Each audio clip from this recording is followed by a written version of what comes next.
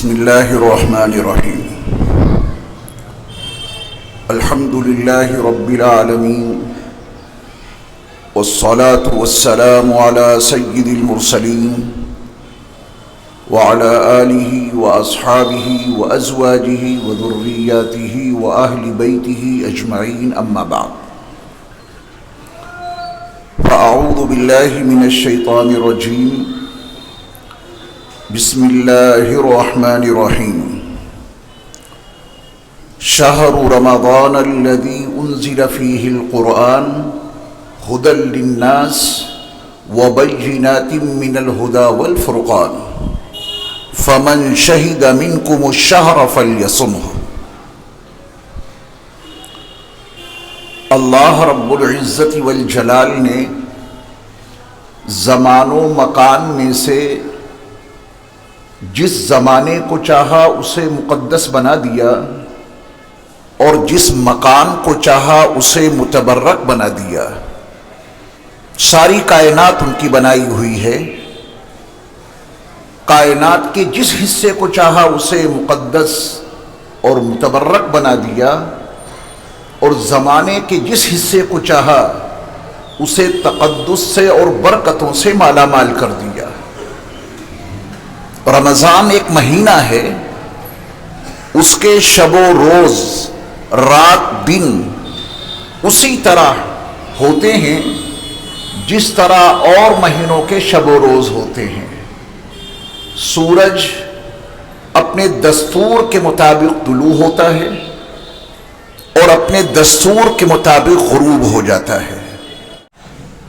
ایسا نہیں کہ رمضان کے مہینے میں طلوع آفتاب یا غروب آفتاب کا انداز بدل جاتا ہو، وہی رفتار وہی انداز، لیکن اللہ تعالیٰ نے اس مبارک مہینے کو جو تقدس عطا کیا، اس میں اعمال کی قیمتوں میں جو اضافہ کیا وہ اور مہینوں کو حاصل نہیں ہے.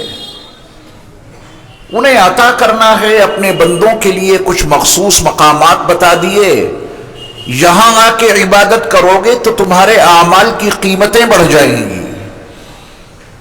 وہی کام کسی اور جگہ کرو، ثواب ملے گا لیکن اتنا نہیں. اس زمانے میں یہ کام کرو تو تمہارے اعمال کی قیمتیں بہت بڑھ جائیں گی، ثواب بہت زیادہ ملے گا. وہی کام اس زمانے کے علاوہ کسی اور وقت میں کرو، ثواب ضرور دیا جائے گا مگر اتنا نہیں.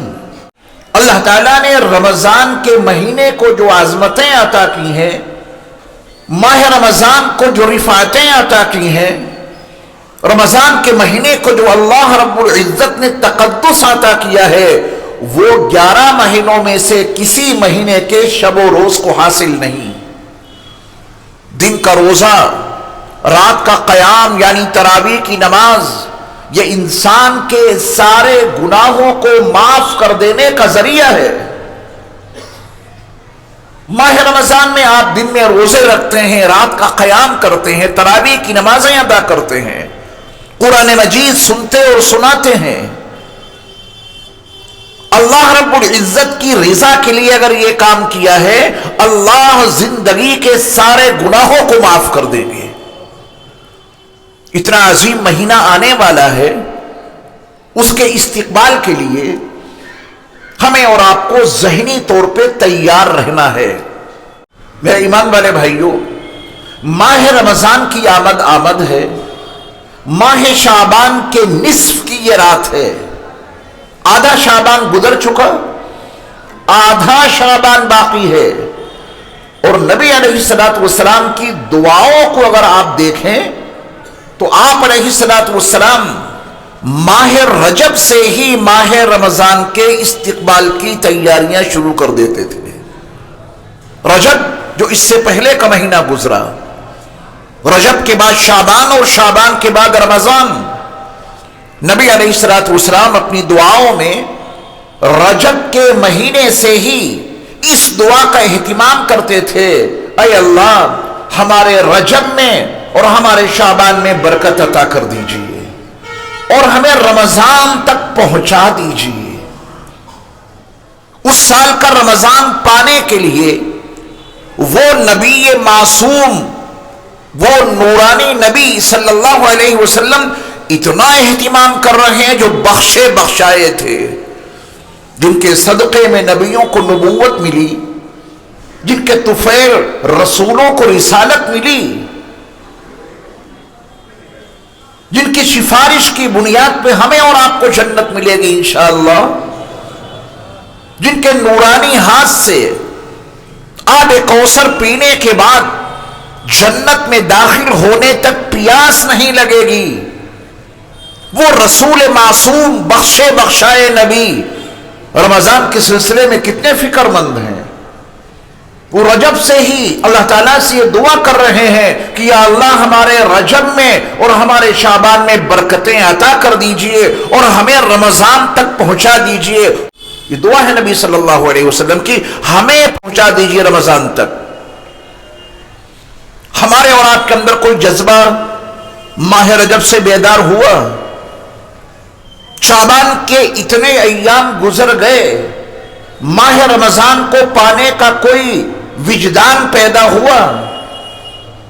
اگر ایسا ہے تو اللہ کا شکر ادا کیجئے کہ رجب کے مہینے سے ہی رمضان کو پانے کی تمنائیں دلوں کی گہرائیوں میں کروٹیں لینے لگیں، اور اپنے نبی کی سنت کے مطابق ہم بھی اپنے اللہ کی بارگاہ میں دعا گو ہو گئے، اے ہمارے اللہ ہمارے رجب میں اور ہمارے شعبان میں ہمیں برکتیں عطا کر دیجئے اور ہم کو بھی رمضان تک پہنچا دیجئے، یا اللہ اس سال کا بھی رمضان ہمیں عطا کر دیجئے۔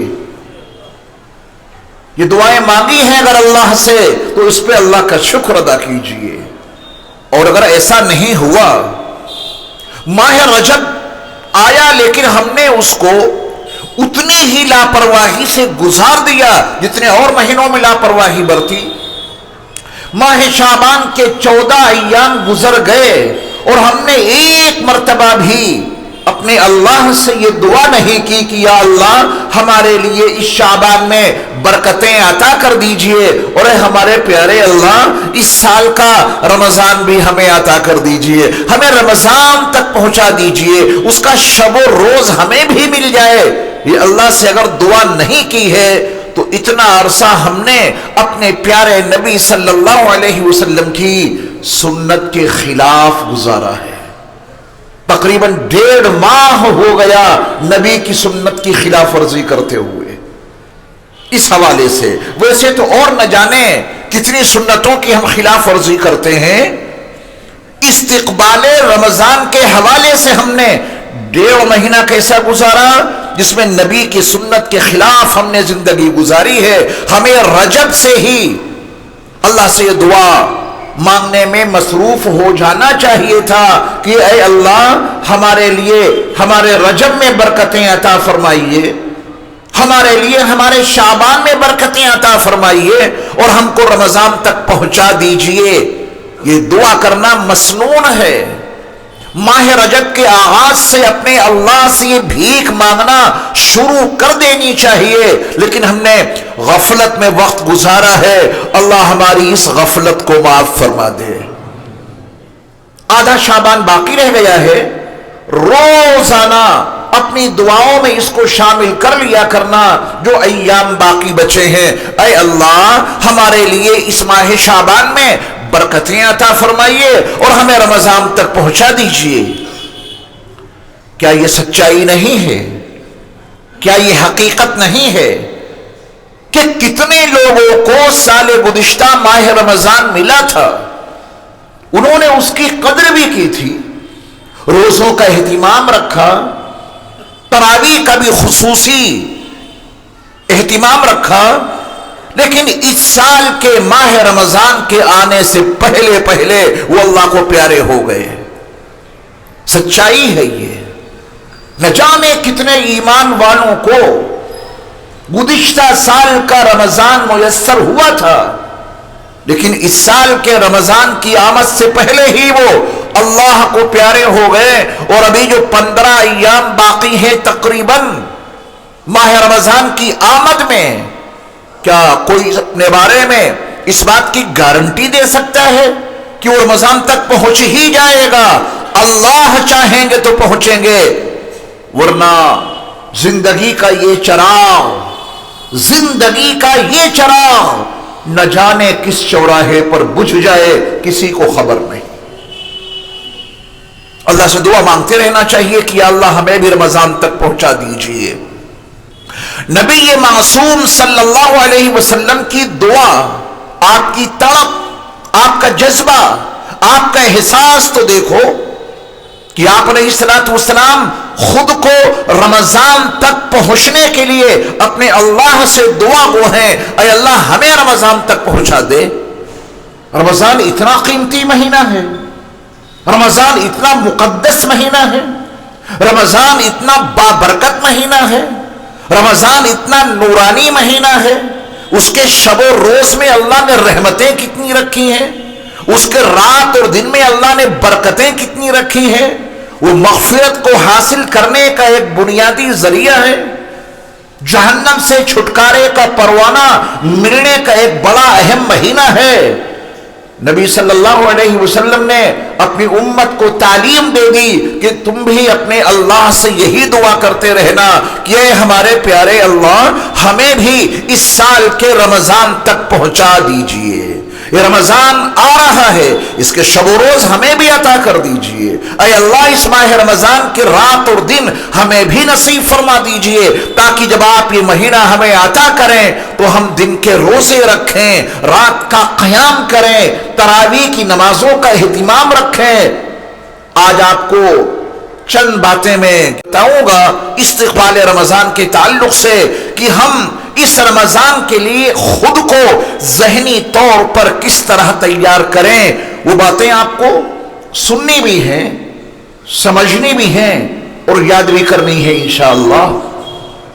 یہ تو سچائی ہے کہ رمضان کی آمد سے قبل ہر صاحب ایمان کے دل میں کوئی نہ کوئی تو جذبہ بیدار ہو ہی جاتا ہے۔ شیطان اپنی تمام تر طاغوتی طاقتوں کے ساتھ وہ کام نہیں کر پاتا جو رمضان کے علاوہ اور مہینوں میں وہ کر لیتا ہے۔ ماہ رمضان میں فطری طور پر، طبعی طور پر ہر صاحب ایمان عبادت کی جانب مائل ہو جاتا ہے۔ آپ کو کوئی بلانے نہیں جاتا، ماہ رمضان میں کوئی دعوت کے لیے نہیں جاتا، ماہ رمضان میں نمازوں کی ترغیب نہیں دی جاتی، اور پھر بھی مسجدوں میں جگہ نہیں ملتی۔ کوئی جذبہ ہے، ایمان بیدار ہے، ایمان کے تقاضے ہیں۔ اللہ کرے ہم ان جذبات کو اسی طرح برقرار رکھیں جیسے کہ پہلے رمضان کو وہ جذبہ بیدار ہوا تھا۔ نماز رمضان میں ہی فرض نہیں، ہر مہینے میں، مہینے کے ہر ہفتے میں، ہر ہفتے کے ہر دن میں، شب و روز میں 5 نمازیں فرض ہیں۔ یہ کوئی ایسی بات نہیں جو میں آپ کو بتاؤں اور آپ کے علم میں اضافہ ہو جائے، اتنا ہر صاحب ایمان کو معلوم ہے۔ 24 گھنٹے میں 5 نمازیں فرض ہیں، ہر صاحب ایمان کو تسلیم ہے۔ ہاں، فجر کی نماز مجھ پر فرض ہے، بلا شبہ ہر روز ظہر کی نماز مجھ پر فرض ہے، اس میں شک اور شبہ کی کوئی گنجائش نہیں۔ روزانہ کی عصر مجھ پہ فرض ہے، لا ریب مغرب کی نماز مجھ پہ فرض ہے۔ ایک سچائی ہے، عشاء کی نماز مجھ پہ فرض ہے، یہ ہر صاحب ایمان جانتا ہے۔ حقیقت کو جاننے کے باوجود فجر کی نماز ادا کیوں نہیں ہوئی؟ علم کے باوجود ظہر کیوں نہیں پڑھی؟ نماز کے فرض ہونے کا یقین عصر کیوں غائب ہو گئی؟ خوب معلوم ہے کہ مغرب کی نماز ادا کرنا ہمارے ذمے فرض ہے، پھر کیوں نہیں پڑھی؟ قرآن مجید کے احکام سامنے ہیں اور نبی علیہ السلام کی پیغمبرانہ زندگی کے تمام اعمال ہمارے سامنے ہیں، ان میں نماز کی اہمیت خوب ہمیں معلوم ہے، پھر عشاء کیوں غائب کر دی؟ مجھے اپنے سے پوچھنا چاہیے اور آپ کو اپنے سے اگر وہ نمازیں ادا کی تو اللہ کا شکر ادا کیجئے. اگر 24 گھنٹے کی ان 5 نمازوں کو ادا کر لیا اس پہ اللہ کا شکر کیجئے. اور اگر نہیں پڑھیں تو خود سے پوچھئے. ماہ رمضان آ رہا ہے، میں آپ کو کوئی نئی بات تو نہیں بتا سکتا. آج کل یہی ہو رہا ہے. کون سی نئی بات میں آپ کو بتا سکتا ہوں؟ اگر میں آپ سے یہ کہوں کہ رمضان کے روزے ہم پر، سب پر، آپ پر، ایمان والوں پر فرض ہیں، یہ بات میں آپ کو قرآن کی آیت کے حوالے سے بتا رہا ہوں. اللہ کا فرمان ہے یا ایھا الذین آمنوا کتب علیکم الصیام کما کتب علی الذین من قبلکم لعلکم تتقون. اس آیت کے حوالے سے جو دوسرے پارے میں سورۃ البقرہ کے اندر موجود ہے، میں نے آپ کو بتایا کہ آپ پہ روزے فرض ہیں چونکہ آپ ایمان والے ہیں. آپ کے علم میں کوئی اضافہ ہوا کیا؟ یہ بات تو آپ کو پہلے سے ہی معلوم ہے کہ رمضان کے روزے فرض ہیں. میں نے آپ کو کون سی نئی بات بتا دی؟ آپ کو بتایا گیا کہ رات کی تراویح کا آپ خاص اہتمام رکھیں. یہ بات تو آپ کو پہلے سے ہی معلوم ہے. کون سی بات وہ ہے جو معلوم نہیں؟ فرائض کے حوالے سے، واجبات کے حوالے سے. حج فرض ہے زندگی میں 1 مرتبہ، پہلے سے معلوم ہے آپ کو. جو صاحب نصاب ہو جائے اس پہ 2.5% زکوٰۃ فرض ہے، آپ کو پہلے سے ہی معلوم ہے. میں آپ کے علم میں کیا اضافہ کر سکتا ہوں؟ نماز فرض ہے یہ آپ کو معلوم ہے، روزے فرض ہیں رمضان کے یہ آپ کو معلوم ہے، زکوٰۃ فرض ہے یہ آپ کو معلوم ہے، حج فرض ہے یہ آپ کو معلوم ہے، قرآن مجید کی تلاوت کثرت سے کرنی چاہیے یہ بھی آپ کو معلوم ہے. میری اپنی ناقص معلومات کے مطابق دین کی جتنی بنیادی باتیں ہیں الحمدللہ ان تمام بنیادی باتوں سے ہر صاحب ایمان واقف ہے. کچھ واقعات ہیں جو آپ کے علم میں نہیں. نبیوں کے واقعات ہیں، رسولوں کے قصے قرآن میں مذکور ہیں، ہو سکتا ہے آپ اس سے واقف نہ ہو. اصحاب کہف اور ذوالقرنین کے حالات سے ہو سکتا ہے آپ واقف نہ ہو. قوموں کے عروج و زوال کے جو تذکرے قرآن میں موجود ہیں ممکن ہے کہ آپ ان قوموں کے ناموں سے واقف نہ ہو، ان کے عروج کی تاریخ اور ان کے زوال کی عبرتناک داستانیں ہو سکتا ہے آپ کو معلوم نہ ہو. کوئی حرج نہیں، معلوم ہو جائیں سبحان اللہ، اور نہیں معلوم ہے تو باز پرس نہیں ہوگی. جن کاموں کے بارے میں آپ سے پوچھا جائے گا، جن اعمال کے بارے میں مجھ سے قیامت کے دن باز پرس کی جائے گی اور یقیناً کی جائے گی، بچے گا کوئی نہیں. ہر بندے کو، ہر شخص کو اللہ کی بارگاہ میں کھڑا ہونا ہی پڑے گا. یہ زندگی گزاری ہے، یقیناً گزاری ہے. کیسے گزاری اس کا جواب ضرور دینا پڑے گا. اور بہت آسان لفظوں میں اگر آپ سمجھنا چاہیں کہ جواب ہمیں دینا ہی پڑے گا، کیوں؟ اس کا جواب بھی آپ کو معلوم ہے، کیونکہ یہ سارا وجود انہی کا تو دیا ہوا ہے، انہی کا عطا کیا ہوا ہے. یہ آنکھیں ہماری اور آپ کی ہیں. کہہ دیتے ہیں میری آنکھ میں تکلیف ہو رہی ہے، کہہ لیجئے کوئی بات نہیں، لیکن سچائی سے آپ کب تک بھاگیں گے؟ یہ آنکھ نہ آپ کی ہے نہ میری ہے. اگر آپ کی اور میری آنکھیں ہیں تو پتہ بتانا پڑے گا کس مول سے یہ آنکھیں خرید کر لائے تھے اور یہاں اسمبل کروا لی. پتہ دینا پڑے گا اگر آپ کی ہیں. ہمارے کان کہاں سے لائے تھے؟ کس دکان سے کانوں کو لا کے یہاں لگوا لیا؟ یہ زبان بول رہی ہے، یہ ہماری اور آپ کی ہے. ناک میں قوت شامہ موجود ہے جس سے ہم خوشبو اور بدبو کا احساس کر لیتے ہیں، یہ ناک ہماری اور آپ کی ہے. یہ پہلو میں دھڑکتا ہوا دل ہمارا اور آپ کا ہے، یہ سوچنے اور سمجھنے والا دماغ ہمارا اور آپ کا ہے، یہ رگیں اور نسیں اور ان میں خون کا جو دورانیہ جاری ہے یہ ہماری اور آپ کی نسیں ہیں؟ نہیں، اس میں سے ایک ذرہ بھی ہمارا نہیں، سب ہمارے رب کا ہے۔ انہوں نے عطا کیا، اور عطا بھی بڑی عجیب شان سے کیا۔ ماں کا رحم چھوٹا سا، حمل ٹھہرنے کے بعد چاروں طرف سے وہ پیک ہو گیا، چاروں طرف سے وہ بند ہو گیا، بغیر مٹیریل کے وجود انہوں نے بنا دیا۔ اللہ اکبر۔ باہر سے مٹیریل کی کوئی سپلائی، پتھر کے دانت کدھر سے پہنچے؟ باہر سے مٹیریل کی کوئی سپلائی ہوئی تو یہ بال کدھر سے پہنچ گئے؟ باہر سے کوئی مٹیریل گیا اندر؟ نہیں گیا، تو یہ ناخون کا مادہ ماں کے رحم میں پہنچا تو کدھر سے پہنچا؟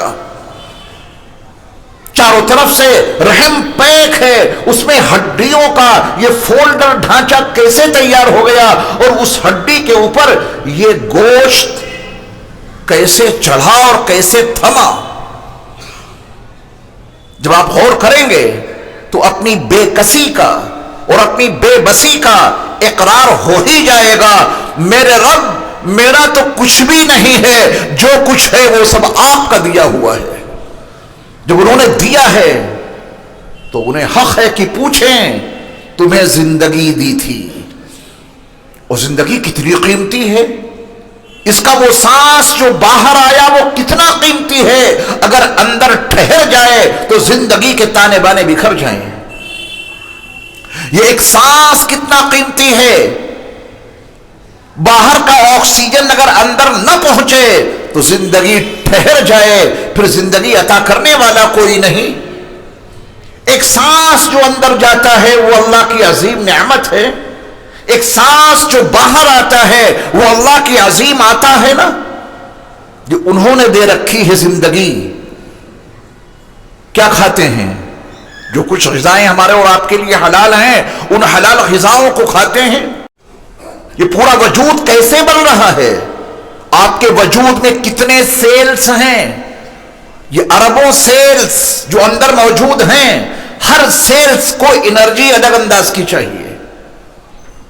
کھانا ایک انداز کا کھایا، سیلز کو کروڑوں سیلز ہیں، اربوں سیلز ہیں، اور ہر سیلز کی انرجی الگ ہے۔ کون ہے جس نے اندر اتنی بڑی فیکٹری لگا دی کہ کچھ بھی ڈالیں غذا حلال، اور اس کے بعد اللہ تعالیٰ اس غذا کو ہمارے بدن کے الگ الگ حصوں میں پہنچا کر ہر سیل کو اس کے مطابق انرجی عطا کر دیتے ہیں۔ اس میں ہمارا اور آپ کا کوئی دخل ہو تو بتائیے۔ زندگی انہوں نے دی تو حق ہے کہ پوچھیں یہ زندگی تو نے گزاری کہاں؟ عمر ان کی عطا کی ہوئی ہے، جس کے لیے جتنے سانس ہمارے اللہ نے متعین کر دیے بس وہی سانس لینے کی اجازت ہے۔ تو اللہ کی بارگاہ میں ضرور جانا ہے اور پورا حساب کتاب دینا ہے۔ دینا یوں پڑے گا کہ ساری زندگی ان کی عطا کی ہوئی ہے، مال ان کا عطا کیا ہوا ہے، اوقات ان کے عطا کیے ہوئے ہیں، عمر ان کی عطا کی ہوئی ہے۔ جو غذائیں ہم اور آپ لیتے ہیں یہ غذائیں بھی تو انہی کی بنائی ہوئی ہیں۔ ہمارے اور آپ کے بدن کو آئرن چاہیے، آئرن۔ کوئی بندہ لوہے کو کوٹ کر اسے پیس کر کھانا شروع کر دے، ہمارے بدن کی آئرن کی ضرورت پوری ہو جائے، ضرورت پوری ہو سکتی ہے اور بیمار ہو جائے گا، آنتیں بیکار ہو جائیں گی۔ وہ لوہے کے چھوٹے چھوٹے ذرے اس کی حلق کو خراب کر کے پھینک دیں گے۔ اپنے رب کی قدرت تو دیکھیں کہ انہوں نے اس آئرن کو سیب کے اندر رکھا، خوشبو اتنی اچھی بنائی کہ سیب کٹا اور کھانے کی طبیعت چاہی، کاش منہ میں رکھی مزید ذائقہ ملا، ذائقے میں سیب کھاتے رہے، اور میرا رب ہماری اور آپ کی آئرن کی ضرورت پوری کرتا رہا۔ وٹامن سی چاہیے، وٹامن سی، سنترا لیجیے، کتنا خوبصورت سا سنترا، اس کو دیکھ کر کھانے کا جی چاہتا ہے، رنگ کتنا پیارا ہے اس کا. سنترے کو آپ نے کھولا، اس کی خوشبو نے آپ کو متاثر کر دیا. سنترے کو کھولا تو ہے، لیکن کبھی یہ سوچا بھی کہ سنترے کی کاشوں کے اوپر یہ بد ذائقہ چھلکا کس نے چڑھا دیا؟ اتنا موٹا سا بد ذائقہ چھلکا. کبھی غور کیا آپ نے؟ وہ ہم اور آپ نہیں کھاتے ہیں. نہیں کھاتے ہیں تو یہ بد ذائقہ چھلکا چڑھا کیوں؟ چڑھا اس وجہ سے کہ کوئی زہریلا کیڑا اپنا زہر اپنی سونڈ کے ذریعہ اللہ کے بندوں کے وٹامن سی کے رس میں نہ ملا دے. آپ نے وہ موٹا سا چھلکا ہٹایا تو اندر جال بنا ہوا نظر آیا. یہ اندر جال کس نے بن دیا؟ آپ نے جال ہٹایا، ایک قاش دوسرے قاش کے ساتھ میں ملی ہوئی ہے، چپکی ہوئی ہے. اتنی تیز نہیں کہ آپ اسے کھولیں تو رس ٹپک پڑے، اور اتنی ہلکی بھی نہیں کہ آپ ہاتھ پہ رکھیں اور اس کی قاشیں بکھر جائیں. اللہ اکبر! ہمارے اللہ نے کیا انتظام کیا ہمارے اور آپ کے لیے. آپ نے اس کی قاش الگ کی، رس ابھی بھی نہیں ٹپکا. آپ نے اس کی قاش کو روشنی میں ایسے دیکھا تو ایک قاش میں چھوٹی چھوٹی بوتلیں پیک ہیں، اور ہر بوتل میں آپ کے رب نے آپ کے لیے وٹامن سی سے بھرپور رس رکھ دیا ہے. اتنے غذائیں جنہوں نے عطا کی، ان کو کبھی یاد بھی نہیں کرتے، ان کا نام عشق اور محبت کے ساتھ نہیں لیتے. تبھی تو قرآن میں یہ شکوہ مذکور ہے، یا ایھا الانسان. دیکھیں انسان کو اللہ نے آواز دی ہے، یا ایھا الانسان ما غرک بربک الکریم الذی خلقک فسواک فعدلک فی ای صورت ما شاء رکبک. اے انسان، تجھے اس رب کریم سے کس چیز نے دھوکے میں ڈال دیا جس نے تجھ کو پیدا کیا؟ اپنے خالق کو بھول گئے، جنہوں نے تم کو وجود بخشا. اور لوگوں کی مینوفیکچرنگ کے اوپر بڑا تمہیں ناز ہے، بڑا فخر ہے، فلاں کمپنی نے یہ چیز بنائی ہے، کمال کر دیا ہے ایپل موبائل بنانے والے نے. کرتے ہیں تعریف، کیجیے، منع نہیں ہے. آپ کو جو چیز پسند آئی آپ اس کی تعریف میں لگ جاتے ہیں دنیا کی چیزوں میں. لیکن قرآن کی دعوت یہ ہے، پہلے اپنے آپ کو دیکھو نا. تمہاری خلقت عجائب سے بھری پڑی ہے، تمہارے وجود کے ہر حصے میں اللہ کی قدرت کے عجائبات موجود ہیں. تم دنیا میں انسانوں کی بنائی ہوئی چیزوں پہ، انسانوں کی مینوفیکچرنگ پہ ان کی تعریفیں کرتے ہو. تمہارے اللہ نے تمہارے وجود کو جیسے تیار کیا ہے، اپنے اللہ کی تعریف اس پر کیوں نہیں کرتے؟ ہے نا ہماری بہت بڑی غلطی ہے نا ہماری بہت بڑی خطا. کبھی اپنی آنکھ پہ ہی غور کر لیتے. گاڑی میں جا رہے ہیں، اس اب گاڑی بنانے والے نے ہماری گاڑی کے شیشے کی صفائی کے لیے بڑا عجیب سسٹم رکھ دیا ہے. یہ بٹن دباؤ تو ہماری گاڑی کے شیشے پہ پانی آ جاتا ہے، اور یہ بٹن دباؤ تو وائپر چلنے لگتا ہے، اور وائپر چل کے ہماری گاڑی کے شیشے پر جتنا گرد غبار ہوتا ہے، جتنی گندگی ہوتی ہے، وہ ساری گندگی صاف ہو جاتی ہے. بہت اچھی کمپنی ہے جس نے گاڑی میں ہم کو یہ آپشن دیا تاکہ ہمارا شیشہ صاف رہے. کرتے ہیں تعریف. کبھی ذرا اپنی آنکھوں پر بھی غور کر لیتے. ان آنکھوں کو کس نے بنایا، اور بنا کر ہمہ وقت ایک نہایت مناسب مقدار میں اس میں پانی رکھ چھوڑا. پانی، ان آنکھوں میں پانی زیادہ آتا ہے، زیادہ ہے تو آنسوؤں کی بارش ہو جائے گی، اور اتنا کم بھی نہیں کہ وائپر چلے تو آپ کی آنکھوں کے شیشے پہ اسکریچ آ جائے. آپ اپنی گاڑی پر جب وائپر چلاتے ہیں تو پہلے پانی ڈالتے ہیں، کیونکہ آپ کو معلوم ہے بغیر پانی کے، بغیر واٹر کے اگر ہم نے وائپر چلا دیا تو ہمارے شیشے پہ اسکریچ آ جائیں گے. صفائی سے پہلے پانی ڈالتے ہیں، اس کے بعد وائپر چلاتے ہیں. آپ کی آنکھوں میں پانی کا انتظام، اور جو پلک جھپکتی ہے یہ آٹومیٹک آپ کے وائپر چل رہے ہیں، اس میں آپ کے ارادے کا کوئی دخل ہو تو بتا دیجیے۔ چہرے پر آپ ایسے کرتے ہیں، مٹی گرد و غبار سے آپ کی انگلی کالی ہو جاتی ہے، پیشانی پہ آپ نے رومال رکھ کے ایسے رگڑا، صبح سے شام تک جہاں کام کیا اور ایسے رگڑا تو آپ کا رومال کالا ہو جاتا ہے، گرد و غبار یہاں بھی ہے، گرد و غبار یہاں بھی ہے۔ آنکھوں میں گرد و غبار کیوں نہیں پہنچا تو ضرور تھا، لیکن اس مناسب پانی کی مناسب مقدار نے اور آنکھوں کے وائپر نے ہمہ وقت آپ کی آنکھوں کی صفائی رکھی ہے۔ جس رب نے آپ کے وجود میں اتنا غیبی زبردست انتظام کر رکھا ہے اسے یاد بھی نہیں کرتے، اس کی تعریف کرنا تو بہت دور کی بات۔ ماہ رمضان آ رہا ہے، آپ کے لیے 10 نصیحتیں ہیں، میرے لیے بھی۔ سب سے پہلے میں اپنے آپ کو مخاطب کرتا ہوں، اس کے بعد میں آپ کو مخاطب کرتا ہوں۔ 10 نصیحتوں کے تناظر میں ہمیں رمضان کا استقبال کرنا ہے، ان 10 باتوں کے تناظر میں ہمیں رمضان کا مہینہ گزارنا ہے۔ ذہنی طور پہ ایک صفحہ تیار کیجیے، ذہن میں ہو سکے تو خارج میں کوئی کاغذ لے لیجیے، آپ کی مرضی ہے۔ اس نئے صفحے پر آپ کو 3 باتیں لکھنی ہیں۔ اپنے ذہن کے صفحے پر لکھ لیں، یا جو آپ کی کاپی کا کاغذ ہے آپ اس کے اوپر لکھ لیں، اپنے موبائل پہ کمپوز کر لیں، اپنے کمپیوٹر پہ لکھ لیں، اسے پرنٹ آؤٹ کر لیں، یہ آپ کی مرضی ہے۔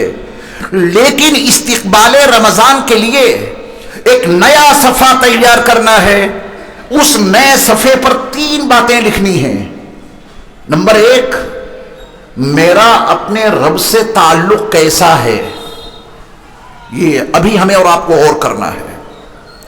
میرا اپنے رب سے تعلق کیسا ہے، کتنا ہے، اپنے خالق اور مالک سے میں کتنا وابستہ ہوں، جنہوں نے یہ وجود بخشا، جنہوں نے غذاؤں کا اتنا انتظام کیا، سانس لینے کے لیے آکسیجن کی اتنی مقدار رکھ دی، ہمارے چلنے کے لیے زمین کا فرش بنا دیا جس پہ ہم چلتے پھرتے بھی ہیں، انواع و اقسام کی غذائیں اگا کے کھاتے بھی ہیں، اور اسی زمین پہ اپنے آشیانوں کو بھی تعمیر کرتے ہیں، اسی زمین پر اپنے آشیانوں کو بناتے ہیں۔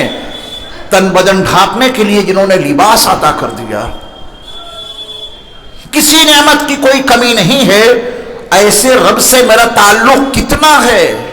24 گھنٹے کی معمولاتی زندگی میں اپنے اس رب کو کتنا یاد کرتا ہوں، اس سے مجھے محبت کتنی ہے، اس کی نافرمانی سے ڈر کتنا ہے، اطاعت کر کے امیدیں کتنی ہیں، یہ آپ کو اپنی کاپی پر لکھنا ہے۔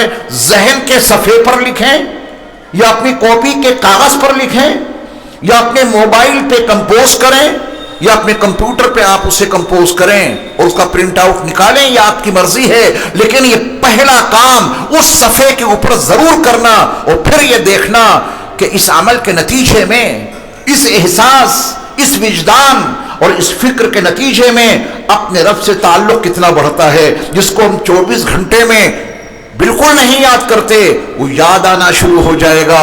ہمارے رب کے اتنے احسانات ہیں اور ہم انہیں بالکل یاد نہیں کرتے۔ لکھنا پڑے گا کہ ہمارے رب سے تعلق کتنا ہے۔ کریں گے کوشش؟ پھر یہ دیکھنا آپ کہ اس سال کا رمضان کتنی ذمہ داریوں کے ساتھ میں ہم گزاریں گے انشاءاللہ اگر یہ کام کیا۔ اس صفحے کے اوپر دوسری بات یہ لکھنا کہ خود میرا مجھ سے تعلق کیسا ہے۔ یہ بہت اہم چیز بتا رہا ہوں آپ کو، یہ لکھنا پڑے گا آپ کو۔ خود میرا مجھ سے تعلق کتنا ہے۔ میرا یہ کرتا ہے اگر کوئی پھاڑ دے مجھے غصہ آئے گا، میں خود پھاڑ دوں تو۔ میری انگلی کوئی کاٹ دے مجھے تکلیف ہوگی، اس پر بھی غصہ آئے گا۔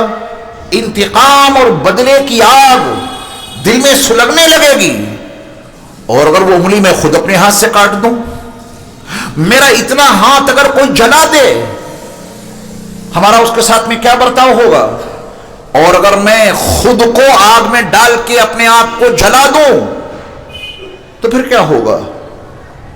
میرا خود اپنے ساتھ کیا تعلق ہے، اپنے ساتھ میں کیا برتاؤ کرتا ہوں۔ جب آپ یہ سوچئے گا اور جب میں یہ سوچوں گا تو اندر کا ضمیر آواز دے گا کہ تو فلاں گناہ کرنے جا رہا ہے، تو گناہ کرنے جا رہا ہے، اور اس گناہ کے نتیجے میں تو اپنے آپ کو جہنم میں ڈال کے خود کو جلوائے گا۔ اگر خود سے محبت ہے، اگر اپنے آپ سے کوئی تعلق ہے، تو جہنم کی آگ سے اپنے وجود کو بچانے کے لیے گناہ سے پرہیز کریں گے اور اللہ کی طاعت میں لگ جائیں گے۔ یہ بھی لکھنا ہے اپنے صفحے کے اوپر۔ بات واضح ہو رہی ہے؟ رمضان کے استقبال کی تیاریوں میں یہ پہلا نسخہ آپ کو دے رہا ہوں، اپنے آپ کو مخاطب کرتے ہوئے اپنے ذہن کے صفحے پر لکھیں، یا جو کچھ آپ کریں میں نے بتایا آپ کو پہلی بات کیا لکھنی ہے؟ میرا میرے رب سے تعلق کیسا اور کتنا ہے، خود میرا مجھ سے تعلق کیسا اور کتنا ہے، کیا مجھے اپنی ذات سے کوئی پیار ہے، کیا مجھے اپنی ذات سے کوئی محبت ہے؟ اگر ہے تو یہ انگلی جلنے نہ پائے، اس جسم کو سانپ نہ ڈسیں، اس جسم کو بچھو نہ ڈسے، میرا یہ جسم جہنم میں نہ جائے، میرا یہ بدن آگ میں جلایا نہ جائے۔ خود سے اگر محبت ہے تو گناہوں سے پرہیز کر کے اللہ کی طاعت کرنی پڑے گی۔ یہ دیکھنا ہے کہ ہمیں اپنے سے کتنی محبت ہے۔ قرآن نے بڑا عجیب فلسفہ بیان کیا ہے ایک آیت میں، یا ایھا الذین آمنوا لا تکونوا کالذین نسوا اللہ فانساہم انفسہم، اے ایمان والو ان لوگوں کی طرح نہ ہو جانا جنہوں نے اللہ کو بھلا دیا، جنہوں نے اللہ کو بھلا دیا۔ ہم میں کوئی ایسا نہیں ہونا چاہیے جو اللہ کو بھلائے بیٹھا ہو۔ تبھی میں نے کہا کہ اپنے پرچے پر لکھنا پڑے گا کہ میرا میرے رب سے، میرے اللہ سے تعلق کیا ہے، اس کو یاد رکھتے ہیں یا بھلا بیٹھے ہیں۔ قرآن نے منع کیا کہ ایمان والو ان جیسے نہ ہو جانا جنہوں نے اللہ کو بھلا دیا، اور جنہوں نے اللہ کو بھلا دیا، جنہوں نے اللہ کو فراموش کر دیا، اللہ نے ان کے ساتھ میں کیا برتاؤ کیا؟ فَأَنْسَاهُمْ أَنفُسَهُمْ، تو اللہ نے ان کو ان کی ذاتوں سے غافل کر دیا۔ وہ اپنے نفع اور نقصان کو بھول بیٹھے، نہیں معلوم کہ ان کو نفع کیسے ملے گا، اور ان کو یہ بھی نہیں معلوم کہ وہ نقصان میں کیسے مبتلا ہو جائیں گے۔ خدا فراموشی کے جرم میں انسان خود فراموشی کے عذاب میں مبتلا ہو جاتا ہے۔ یہ جملہ یاد رہے گا، خدا فراموشی کے جرم میں یہ انسان خود فراموشی کے عذاب میں مبتلا ہو جاتا ہے۔ جو خود کو بھلا دیتا ہے وہ پاگل ہے، جو خود کو بھلا دیتا ہے وہ مجنون ہے، جو خود کو بھلا دیتا ہے وہ دیوانہ ہے۔ اسے نہیں ہوش کہ اپنے لیے کیا کرنا ہے۔ اپنے پرچے پہ لکھنا میرا مجھ سے کیا تعلق ہے، اگر ہے کچھ تعلق تو گناہوں سے پرہیز اور نیکیوں پہ آمادگی یہی احساس پیدا کر دے گا انشاءاللہ۔ یہ بھی نمبر 1 چل رہا ہے 10 نصیحتوں میں سے پہلی بات، اس کی 3 شقیں ہیں، 2 شقیں آپ نے یاد کر لی، 1 شق اور یاد کیجئے۔ آپ کا اور انسانوں کے ساتھ کیا تعلق ہے، اس کو بھی لکھنا۔ میرا دیگر انسانوں سے کیا تعلق ہے تعلق؟ بیٹا نماز نہیں پڑھتا ہے اسے ہم آگاہ کرتے ہیں، بیوی نماز نہیں پڑھتی اس کو ہم آگاہ کرتے ہیں، بھائی نماز نہیں پڑھتا اسے ہم کوئی آگاہی دیتے ہیں، پڑوسی موجود ہیں مگر نماز نہیں پڑھتے ہم اسے کوئی آگاہی دیتے ہیں۔ ایک بڑا مالدار انسان ہے جس پہ حج فرض ہے وہ حج نہیں کرتا، کبھی اس کو ہم نے آگاہی دی۔ ایک صاحب نصاب ہے کبھی زکوٰۃ نہیں دیتا، بخیل بنا بیٹھا ہے، ہم نے کبھی اس کو آگاہی دی، اس کے کچھ حقوق اپنے ذمے سمجھے۔ دوسرے انسانوں سے ہمارا کیا تعلق ہے، اس پہ کریں گے غور انشاءاللہ۔ اگر اس پہ غور کرنا شروع کر دیا تو اسلام کی دی ہوئی ذمہ داریاں اپنے آپ یاد آ جائیں گی۔ یہ میرا بیٹا ہے، یہ میری بیوی ہے، یہ میرا بھائی ہے، یہ میرا پڑوسی ہے، یہ میرا عزیز ہے، اس کے تو مجھ پر اتنے حقوق ہیں، میں اس کو آگاہی دیتا رہوں گا۔ ہدایت تو نہیں دے سکتا، آگاہ تو کر سکتا ہوں۔ فرق سمجھ گئے؟ ہدایت آپ کے ذمہ رکھی نہیں اللہ نے، اِنَّكَ لَا تَهْدِي مَنْ أَحْبَبْتَ وَلَكِنَّ اللَّهَ يَهْدِي مَنْ يَشَاءُ۔ یہ اللہ نے کب کہا ہے آپ سے اس کو ہدایت دے دو؟ ان علیک الا البلاغ، آپ کے ذمے بات کا پہنچا دینا ہے۔ اس پہلے صفحے پہ یہ تینوں باتیں لکھیں گے، میرا تعلق میرے رب سے کیسا ہے اور کتنا ہے، میرا تعلق خود مجھ سے کیسا ہے اور کتنا ہے، مجھے اپنے سے بھی پیار ہے کہ نہیں۔ قرآن نے دیکھی کتنے واضح الفاظ میں سمجھایا ہے، وَمَا ظَلَمَهُمُ اللَّهُ وَلَكِنْ كَانُوا أَنفُسَهُمْ يَظْلِمُونَ۔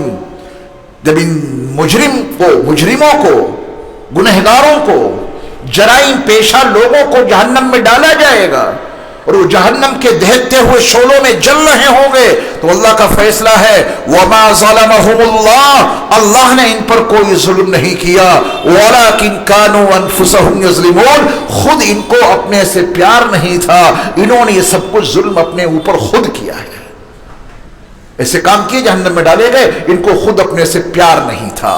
غور کرنا اس بات کے اوپر، میرا تعلق مجھ سے کتنا ہے، میں اپنے آپ کو کتنا بچانا چاہتا ہوں، پڑوسی، متعلقین، آل اولاد، اعزاء اقربا، انسانوں سے، دیگر انسانوں سے ہمارا کیا تعلق ہے، یہ ایک نمبر کا کام ہے جس میں یہ تین شقیں میں نے آپ کے سامنے عرض کی۔ کریں گے ایسا انشاءاللہ؟ اللہ مجھے اور آپ کو عمل کی توفیق عطا فرمائے۔ ماہ رمضان کا استقبال کرنا ہے انشاءاللہ، گناہوں کو چھوڑنا پڑے گا، ابھی سے تہیہ کر لیجئے، آج کی مناسب اس رات میں، اس بابرکت اور نورانی رات میں تہیہ کر لیجئے، تمام گناہوں سے ہم توبہ کرتے ہیں۔ اے ہمارے پیارے اللہ، آج کی اس مبارک شب میں ماہ رمضان کے استقبال کے لیے ہم تمام گناہوں سے توبہ کرتے ہیں، تمام گناہوں سے آج اگر توبہ کر لیتے ہیں تو رمضان آتے آتے دل میں وہ نور پیدا ہو جائے گا جو رمضان کے تقاضے پورے کروائے گا انشاءاللہ۔ یہ سوچتے ہوئے کبھی تو 15 دن ہیں یہ گناہ کر لو، اور ابھی تو 10 دن ہیں رمضان کی آمد میں یہ گناہ کر لو۔ گناہ کی خاصیت یہ ہے جب انسان ایک گناہ کرتا ہے تو وہ گناہ اس سے بڑا گناہ کرنے پر آمادہ کرتا ہے، پھر وہ اس گناہ کو کرتا ہے، پھر وہ گناہ اس سے بڑے گناہ پہ آمادہ کرتا ہے، یہاں تک کہ سب سے بڑا گناہ شرک ہے۔ یہ چھوٹے چھوٹے گناہ بڑے گناہوں میں تبدیل ہو جاتے ہیں، اور وہ بڑے بڑے گناہ ظلم عظیم میں تبدیل ہو جاتے ہیں، اور یہ انسان ایمان کی حالت میں نہیں شرک کی حالت میں دنیا سے جاتا ہے۔ اللہ ہم سب کی حفاظت فرمائے۔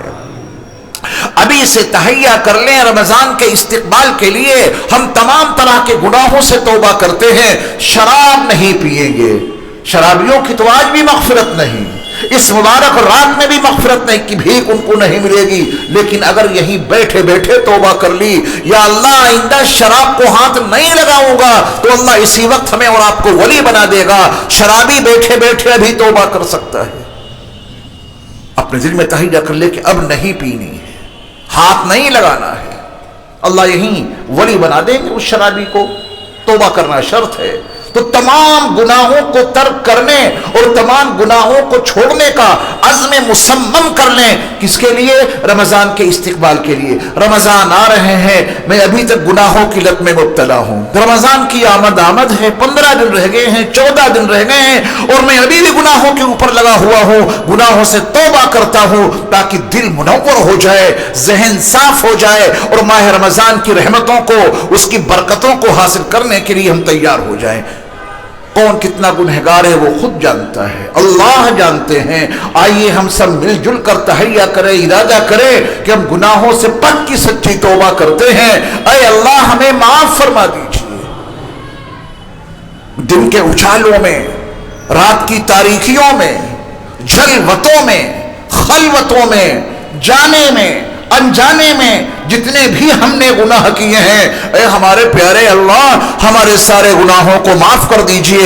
ہم توبہ کرتے ہیں ہر گناہ سے، اور آپ کے سامنے اقرار کرتے ہیں، عزم مصمم اور پختہ ارادہ کرتے ہیں کہ کبھی ہم گناہ نہیں کریں گے، اور پھر بھی اگر ہو جاتا ہے پھر توبہ کر لیجئے۔ اللہ تعالیٰ کی رحمت سے کبھی مایوس نہ ہونا، اور یہ فلسفہ شیطانی ہے کہ میاں توبہ کرنے کی ضرورت کیا ہے؟ اگر آج سارے گناہوں سے توبہ کر لی تو کیا آئندہ تم فرشتے بن جاؤ گے؟ کیا آئندہ کوئی گناہ نہیں کرو گے کیا؟ پھر آدمی کہتا ہے کہ کیوں توبہ کرے گناہوں سے؟ یہ شیطان وسوسے ڈالتا ہے۔ میرے رب کا فرمان قرآن میں اور نبی کے حوالے سے پہنچا ہے، انسانوں جس وقت توبہ کر رہے ہو اس وقت پختہ ارادہ کر لو کہ نہیں کریں گے، اور پھر بھی اگر ہو جاتا ہے اللہ کی رحمت سے مایوس نہ ہونا، پھر توبہ کر لینا، پھر تمہارا رب تمہیں معاف کر دے گا۔ پھر کوئی گناہ ہو جائے پھر توبہ کر لینا، پھر تمہارا اللہ تم سے ناراض نہ ہو کر تمہیں معاف کر دے گا۔ قل یا عبادی الذین اسرفوا علی انفسہم لا تقنطوا من رحمت اللہ ان اللہ یغفر الذنوب جميعا انہ هو الغفور الرحیم۔ میرے محبوب نبی آپ میرے ان بندوں سے کہہ دیجئے جنہوں نے گناہ کر کر کے اپنے اوپر ظلم کر رکھا ہے کہ تم اللہ کی رحمت سے کبھی مایوس نہ ہونا۔ تمہارے گناہ ہیں ہی کتنے ہی زیادہ کیوں نہ ہو جائیں، پھر بھی تمہارے گناہوں کو گنا جا سکتا ہے، تمہارے رب کی رحمتوں کو نہیں گنا جا سکتا۔ تمہارے گناہ پانی کے قطروں سے زیادہ کیوں نہ ہو جائیں، پھر بھی گنتی میں آ سکتے ہیں۔ تمہارے گناہ ریت کے ذروں سے زیادہ کیوں نہ ہو جائیں، پھر بھی انہیں شمار کیا جا سکتا ہے۔ تمہارے گناہ درختوں کے پتوں سے زیادہ کیوں نہ ہو جائیں، پھر بھی انہیں شمار کیا جا سکتا ہے۔ تمہارے گناہوں سے زمین اور آسمان کا خلا کیوں نہ بھر جائے، پھر بھی انہیں گنا جا سکتا ہے۔ تمہارے رب کی رحمتوں کے خزانے لامحدود ہیں، تم کبھی اپنے رب کی رحمت سے مایوس نہ ہونا۔ یہ قرآن کی تعلیم ہے۔ شیطان بہکاتا ہے، قرآن یقین دلاتا ہے سارے گناہوں کو تمہارا اللہ معاف کر دے گا، اور کیوں نہیں معاف کرے گا؟ انہ هو الغفور الرحیم۔ ایک حقیقت ہے کہ وہ بڑی مغفرت کرنے والا، بڑا رحم کرنے والا ہے۔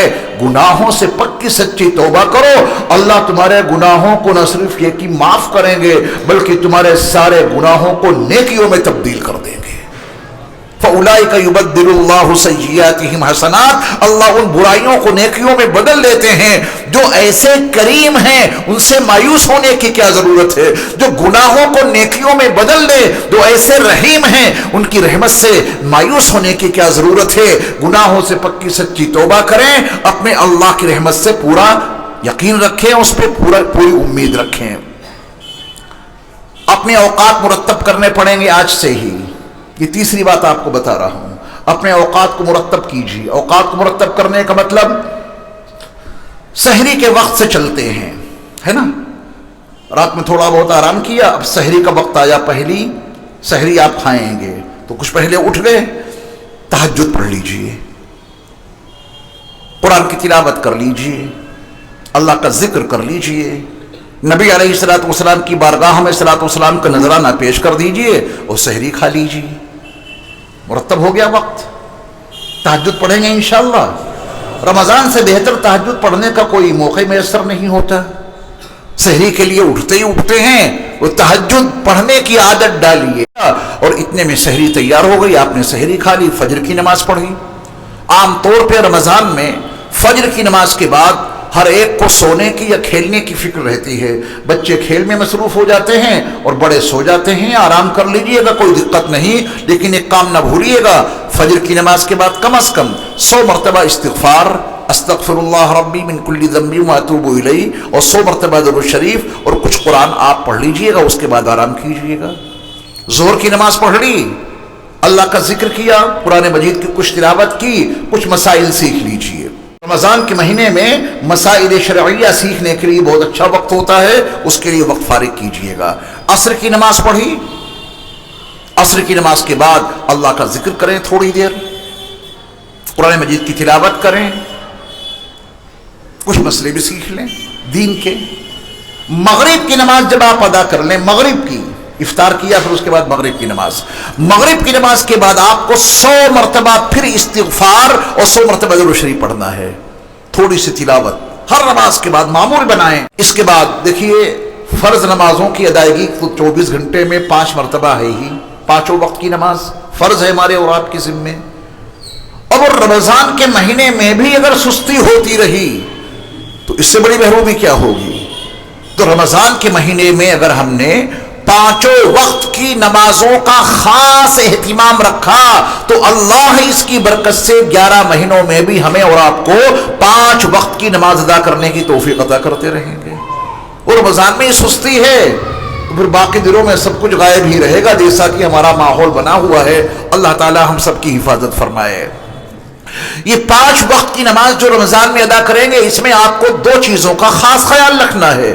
ہر نماز مسجد میں ادا کرنی ہے باجماعت۔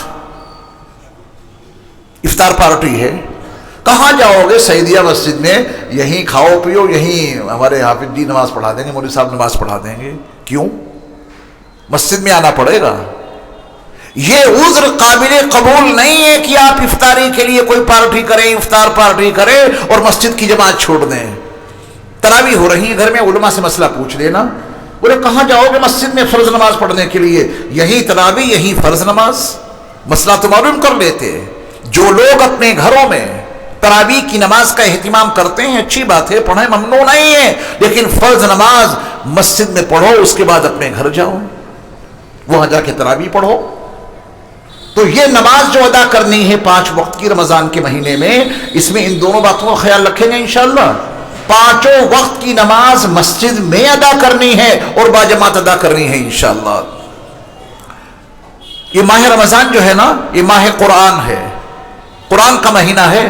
یہ میں نہیں کہہ رہا، قرآن میں لکھا ہے شہر رمضان الذی انزل فیہ القرآن۔ یہ رمضان کا مہینہ وہ مہینہ ہے جس میں قرآن نازل کیا گیا۔ انا انزلناہ فی لیلۃ القدر، ہم نے قرآن کو شب قدر میں نازل کیا، اور شب قدر رمضان میں ہوتی ہے۔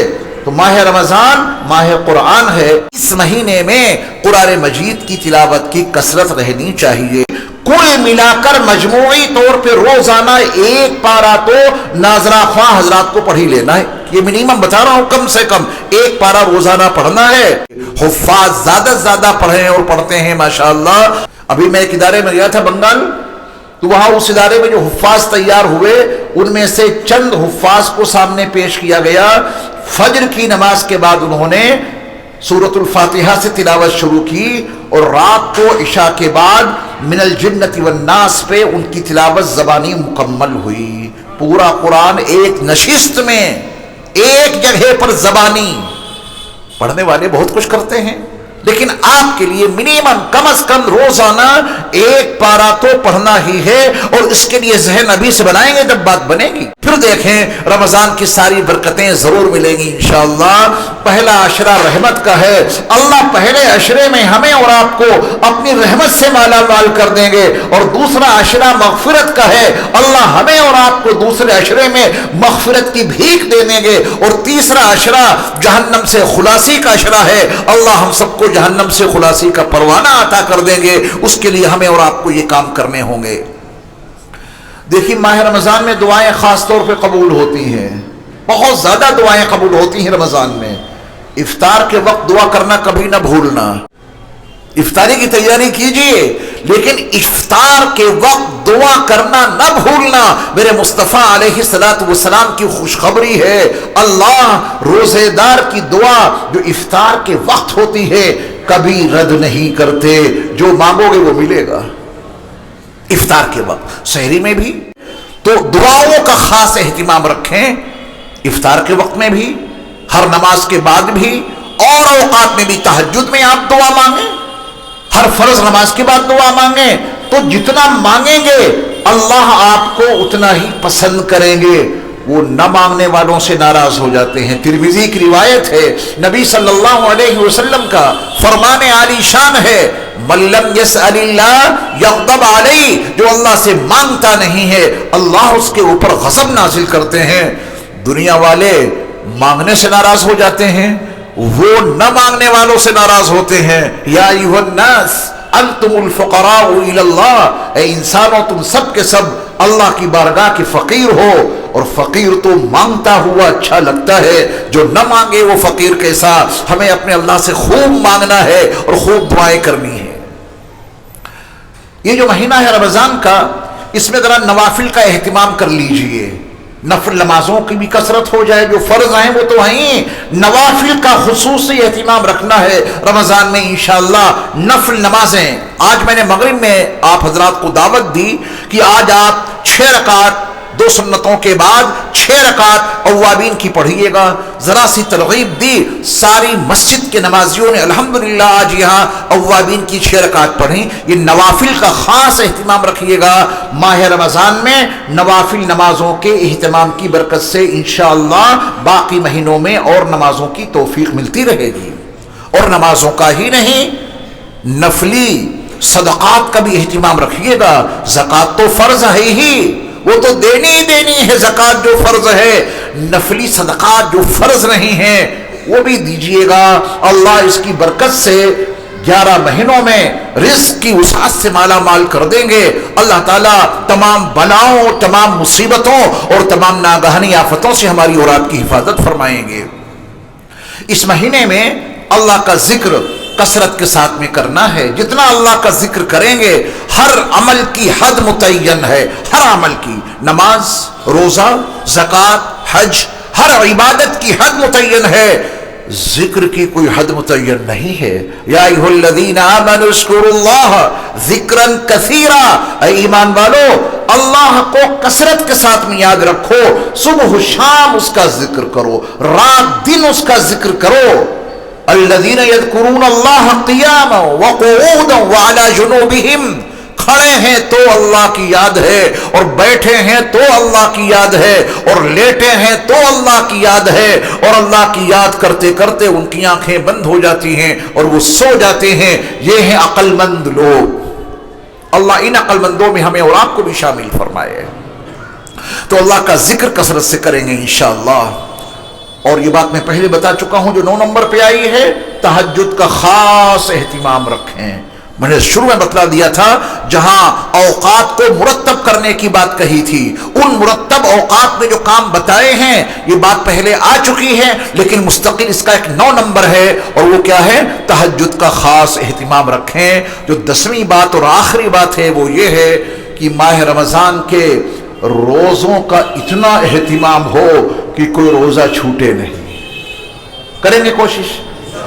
2 لوگوں کے لیے رعایت دی ہے قرآن نے، مسافر ہو حقیقت میں شرعی مسافر، اور دوسرے یہ کیوں بیمار ہے روزے کے قابل نہیں ہے، بعد میں رکھ لیں، فَعِدَّةٌ مِّنْ أَيَّامٍ أُخَرَ، ان 2 لوگوں کے لیے رعایت ہے، باقی روزے رکھنے پڑیں گے۔ کٹے کٹے مضبوط لوگ پھر وہ روزہ نہ رکھیں، اس کے لیے بڑی سخت وعیدیں آئی ہیں۔ اس لیے 10ویں اور آخری بات یہ ہے، روزوں کا اہتمام رکھیں، رات کے قیام یعنی تراویح کا اہتمام رکھیں۔ تراویح میں پتہ نہیں کس نے یہ ذہن بنا دیا، 3 روز کی سن لو، تراویح کوئی سنی جانے والی چیز نہیں۔ اس سال آپ تراویح کہاں سنائیں گے؟ سعیدیہ مسجد میں۔ اس سال آپ تراویح کہاں سنیں گے؟ سعیدیہ مسجد میں۔ تراویح تو ایک نماز ہے، یہ نماز سننے سنانے کے لیے، نماز تو ادا کی جائے گی نا۔ کبھی آپ نے کسی سے پوچھا کہ آج آپ نے مغرب کہاں سنی، آج آپ عشاء کہاں سنیں گے؟ یہ تعبیریں ہیں کہیں نہیں ہیں۔ تراویح کہاں سنیں گے؟ میاں تراویح 20 رکعتوں پر مشتمل ایک نماز ہے، 2 کر کے رکعتیں ادا کی جاتی ہیں، امام کے ساتھ پڑھنے ہیں، اور چونکہ یہ نماز جہری ہے، بلند آواز سے اس میں قرأت ہوگی تو قرآن بلند آواز سے پڑھا جائے گا، تھوڑا پڑھا جائے یا زیادہ، مکمل پڑھا جائے یا علم ترکیب سے، نماز تو پڑھنی ہے 20 رکعت۔ تو 3 دن سن کے تراویح بند، 10 دن کی تراویح سنی اور بند، 15 دنوں کی تراویح سنی اور چھٹی۔ یہ ہمارا اسلوب غلط ہے، یہ ہمارا طریقہ غلط ہے، یہ ہماری سوچ غلط ہے، یہ ہماری فکر غلط ہے۔ قرآن مجید مکمل پڑھا جائے 3 دنوں میں، 15 دنوں میں، 20 دنوں میں، 30 دنوں میں، وہ آپ کی مرضی ہے۔ تراویح پورے مہینے جاری رہے گی، چاند دیکھ کر تراویح شروع تو ختم 10 دن میں کیسے ہو جائیں گی؟